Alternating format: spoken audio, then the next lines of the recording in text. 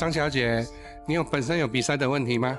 那你平常睡觉好睡吗？不好睡，是为什么？因为左边的鼻子都会鼻塞，然后就是睡不好，入睡困难，隔天都会睡困。是。那你前一阵子有买鼻舒眠的产品？对，你觉得它对你有帮助吗？有，就是隔天起来不会那么头痛，睡的品质比较好。是它把你撑住，对，所以你的呼吸就变得更顺畅。好，那你现在有鼻塞吗？现在有。好，我先请你用力的吸一口气。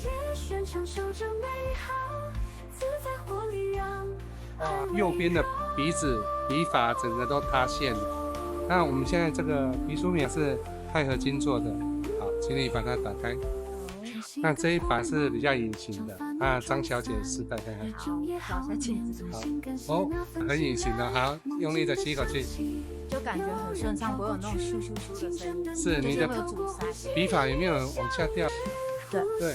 如果从0到10，你觉得它加了多少的量？有这么多啊？因为就是不会吸住，就可以深呼吸，不会阻塞。是。所以你以前到现在都没有这么顺畅的呼吸过，真的没有。直到你用了这个产品，你才觉得有可以随时随地的深呼吸的感觉，对不对？是。